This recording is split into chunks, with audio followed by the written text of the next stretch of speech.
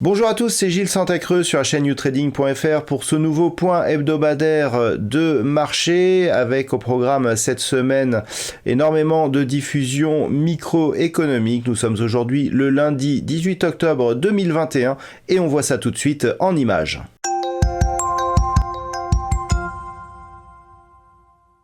Avec donc un point de marché qui va être placé sous le signe de la microéconomie cette semaine. Et donc nous commençons lundi avec des diffusions en Chine, avec notamment diffusion du PIB et de la production industrielle. Mardi, nous aurons en Australie les minutes de la politique monétaire et aux États-Unis les permis de construire. Du côté diffusion micro, nous aurons en France Danone, Kering, Vinci et Worldline qui dévoileront leurs résultats. Aux États-Unis, Johnson & Johnson et Netflix. Mercredi, nous aurons en Chine la diffusion des taux de la Banque populaire de Chine. Du côté de l'Angleterre, de l'Europe et du Canada, nous aurons les chiffres de l'inflation avec les IPC. Et du côté des États-Unis, les stocks de pétrole brut. Côté microéconomie, nous aurons les résultats en France de Carrefour et du côté des États-Unis, IBM et Tesla en l'occurrence. Jeudi, nous aurons le début du sommet des dirigeants de l'Union européenne qui durera sur 2 jours, donc jeudi et vendredi, donc des informations qui pourront sortir à cette occasion. Du côté des États-Unis, comme chaque jeudi, nous aurons les chiffres du chômage hebdomadaire, mais nous aurons aussi l'indice manufacturier de la Fed de Philadelphie, ainsi que les chiffres de vente de logements existants. Côté entreprise, nous aurons en France les chiffres de Vivendi, L'Oréal et Hermès, et du côté des États-Unis, la diffusion des résultats de PayPal. Et puis enfin, vendredi, nous aurons en Grande-Bretagne les chiffres de vente au détail. En Allemagne, en Grande-Bretagne et pour la zone euro, nous aurons les chiffres du PMI manufacturier.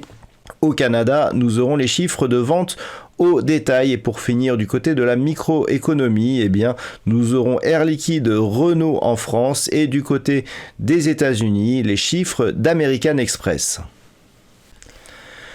Passons maintenant à l'analyse technique des principaux actifs de marché pour cette semaine, en commençant par le CAC 40 qui avait commencé ici à initier une belle dynamique haussière. On avait cassé le point haut significatif ici de cette précédente phase, mais en ce début de semaine, eh bien, nous avons un retour des cours sous la zone des 6708 points, ce qui pourrait eh bien, invalider la possible reprise haussière que nous avions détectée la semaine dernière. Du côté des indicateurs, nous avons déjà un signal de retournement de la part du MACD qui pourrait bien nous indiquer un retour ici sur une zone médiane proche des 6600 points.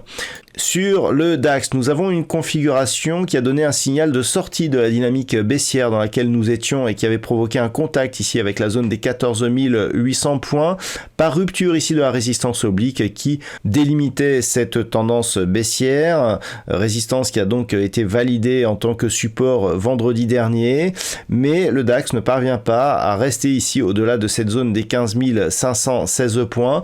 On est toujours sur un signal de sortie de cette dynamique baissière, mais qu'il faudrait valider par la rupture d'un point haut significatif ici proche des 15 700 points. Donc pour l'instant, on reste dans un mouvement qui se neutralise sur l'indice allemand. Du côté des États-Unis, la dynamique haussière que nous avions enregistrée la semaine dernière eh bien, se stabilise sur une zone de points hauts intermédiaire proche ici des 4475 points pour le S&P 500. Donc on est là aussi sur une neutralisation de la dynamique avec une zone inférieure ici proche des 4328 points. Donc tant que les cours évoluent ici entre ces deux zones, eh bien on a neutralisé la dynamique baissière qui s'était mise en place ici suite à la rupture de ce support oblique. Ce n'est que sur rupture ici de cette zone des 4480 points que l'on pourrait confirmer eh bien, l'impulsion haussière que nous avons connue la semaine dernière. À noter que d'un point de vue court terme, on a tout de même ici des points bas et des points hauts qui sont en évolution positive, ce qui veut dire que dans une dynamique un peu plus court terme, on reste malgré les mouvements du jour dans une tendance haussière. Sur le Nasdaq, nous étions là aussi sur une configuration qui ressemble à celle du S&P 500 dans la dynamique court terme. Par contre, d'un point de vue un peu plus moyen terme, le fait de rester ici sous cette zone des 15 150 points après franchissement baissier nous indique que nous ne sommes pas encore tout à fait sortis de cette tendance baissière un peu plus moyen terme. Il faudrait vraiment valider une rupture haussière ici de cette zone des 15 150 points pour revoir les choses d'une manière un peu plus optimiste sur l'indice des technos américaine. Donc ce sera la zone à surveiller cette semaine. Nous avons aussi une zone intermédiaire aussi qui devrait s'imposer en tant que support. C'est cette fameuse zone ici des 14 950 points. En cas de rupture de ce niveau intermédiaire, on pourra avoir une neutralisation de l'indice des technos américaines au profit d'une tendance moyen terme qui resterait baissière pour le moment. Passons maintenant aux matières premières avec un WTI qui continue à marquer des nouveaux plus hauts significatifs après avoir cassé ici la zone des 75 $ le baril, zone qui était résistance, qui a été validée en tant que support ici sur ce retour. Le WTI n'en finit pas de marquer de nouveaux plus hauts significatifs, avec donc un objectif d'évolution qui à court terme se rapproche des 85,50 $ le baril. Vu la hausse que nous avons depuis quelques jours, cette zone pourrait bien être atteinte dans le cours de la semaine. Et puis sur l'or, on pensait avoir ici un retour d'une dynamique haussière sur le métal jaune, puisque nous sommes revenus ici au contact de la bande de Bollinger supérieure, mais les cours sont revenus ici sur une zone d'équilibre des 1760 $ l'once.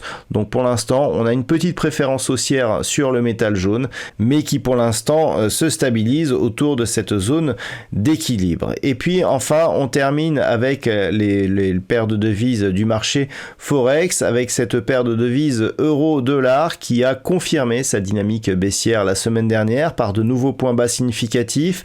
Le rebond en fin de semaine n'a fait que valider une zone horizontale comme résistance, puisque comme nous pouvons le constater, les bougies ici sont restées sous la zone des 1.1620 et sous la moyenne mobile 20 exponentielle daily de cette paire de devises.